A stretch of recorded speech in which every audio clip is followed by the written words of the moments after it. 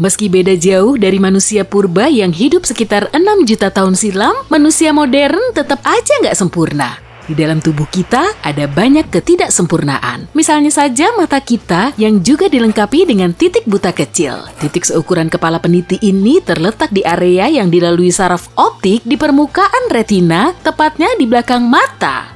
Saraf optik menghubungkan mata dengan otak dan bertugas membawa citra visual yang akan diproses oleh otak. Dengan cara ini, kita akan bisa melihat, tapi di area saraf yang menuju otak nggak ada fotoreseptor. Reseptor ini mendeteksi cahaya agar kita bisa melihat objek. Tanpanya, mata kita nggak akan bisa mengirim sinyal ke otak untuk mendeteksi objek yang terlihat. Nah, karena di area tersebut nggak ada fotoreseptor, kedua mata kita punya titik buta kecil.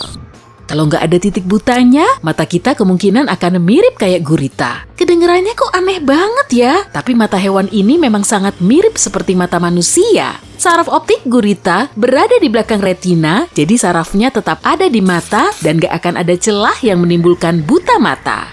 Terus apa lagi ya? Banyak di antara kita suka ngeluh soal sakit punggung kan? Yang masih muda pun nggak mau ketinggalan. Bener kan? Ayo ngaku. Nah, dulu manusia purba berjalan dengan cara merangkak. Saat mereka menapakkan kaki dan tangannya di tanah, tulang belakang akan melengkung secara pas. Dan posisi organ dalamnya juga pas, sehingga punggung mereka nggak tertekan. Tapi kita berjalan dengan dua kaki agar bisa lebih hemat energi. Proses pencarian makanan pun jadi lebih lelet, dan saat berjalan dengan dua kaki, kita bisa memangkas energi sampai 25%. Tapi minusnya, tulang belakang kita harus bekerja ekstra. Saat kita berjalan tegak, tulang belakang harus jadi tiang penopang beban tubuh dan memberi celah untuk organ lain. Tapi kalau posisinya benar-benar lurus, kita juga akan kesulitan jalan. Lama-kelamaan, bentuk tulang punggung berubah jadi agak melengkung. Tetap aja sih, punggung bawah kita akan lebih tertekan. Masa iya sih kita harus jalan dengan merangkak cuma untuk ngilangin sakit punggung ini? Gak usah lah ya.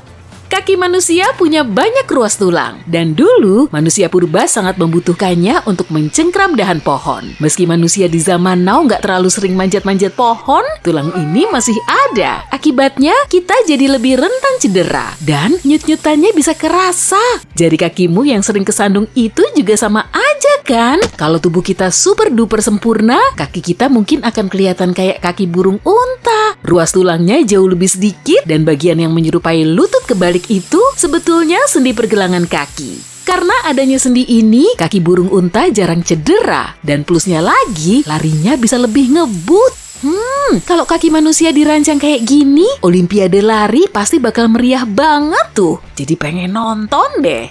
Kamu pernah penasaran gak sih sama gigi manusia? Gigi kita ternyata juga jauh dari kata sempurna. Malahan, banyak orang harus bolak-balik pergi ke dokter gigi untuk merawatnya. Padahal nggak ada organisme lain yang harus pergi ke dokter karena urusan gigi loh. Apalagi gigi kita nggak bisa tumbuh lagi. Jadi kalau udah lepas, nggak akan ada gantinya. Tapi kalau hiu lain lagi sih, sebab cadangan giginya banyak banget. Beberapa spesies hiu juga punya satu set gigi baru yang bisa tumbuh tiap 2 minggu. Gigi kanguru juga lebih baik dari gigi kita. Kalau gigi kita tercipta sangat sempurna, mungkin versinya akan mirip-mirip kayak gigi kanguru. Setelah rusak, gigi kanguru akan lepas, lalu gigi belakangnya segera pindah ke bagian depan.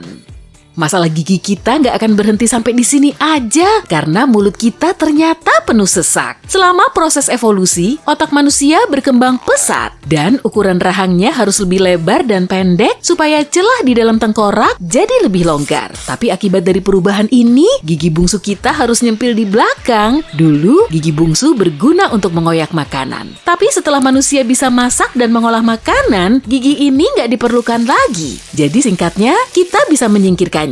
Dan mungkin suatu saat nanti, gigi ini akan hilang dengan sendirinya. Sekitar 25% manusia, mayoritasnya orang Eskimo, sudah nggak punya gigi bungsu ini lagi. Lutut kita juga ternyata nggak berfungsi sempurna loh. Sendi terkompleks di tubuh kita ini diapit oleh 2 tulang besar sehingga posisinya sangat rentan. Lutut cuma bisa bergerak maju mundur dan konstruksinya nggak begitu aman. Karena alasan ini pula, dalam olahraga sepak bola dan rugby diperlukan banyak aturan dan salah satunya nggak boleh menekel lutut lawan dari samping. Untuk menyesuaikan dengan kebiasaan olahraga di zaman modern, mekanisme lutut yang mirip engsel bisa diganti dengan bentuk bola dan rongga. Struktur ini juga terdapat pada bahu dan pinggul. Kamu bisa gerakin telingamu tanpa bantuan tangan nggak? Sebagian orang bisa menggerakkan telinganya seperti kucing dan anjing dengan memanfaatkan otot khusus yang disebut otot telinga luar. Tapi otot ini sudah nggak berfungsi lagi, kecuali untuk melancarkan trik menggerakkan telinga tanpa tangan. Ada juga bagian tubuh lain yang posisinya kurang pas, yaitu laring. Ujung tenggorokan dan kerongkongan kita saling menyatu, padahal keduanya termasuk dalam sistem organ yang berlainan. Celah ini memanjang dari hidung dan mulut menuju laring. Di situ, terdapat katup berbentuk daun yang akan menutup saluran pernafasan tiap kali kita menelan supaya makanan nggak ikut masuk ke tenggorokan. Tapi mekanismenya nggak selalu berjalan mulus. Ngomong sambil makan bisa bikin makanan yang kita kunyah ikut masuk ke saluran pernapasan. Dan efeknya bisa sangat menyakitkan. Laring paus ternyata lebih efisien dari laring kita. Letaknya ada di lubang sembur dan berjauhan dari mulut. Kalau manusia bisa mindahin laringnya ke hidung, saluran pernafasan dan pencernaan kita akan terpisah, resiko tersedak akan bisa diminimalisir.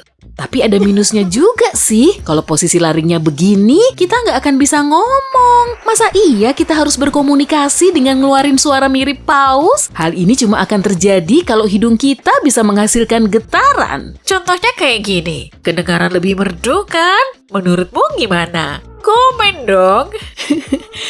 Kamu suka iga nggak? Kalau aku sih suka banget. Tapi bukan iga itu yang akan kita bahas di sini. Sebagian orang punya tulang rusuk ke-13, antara 1-3% manusia punya rusuk tambahan yang juga dinamakan rusuk serviks, dan fungsinya nggak ada sama sekali. Sebagian dari mereka punya satu ruas tulang rusuk ini, tapi ada juga yang punya dua-duanya di sebelah kiri dan kanan.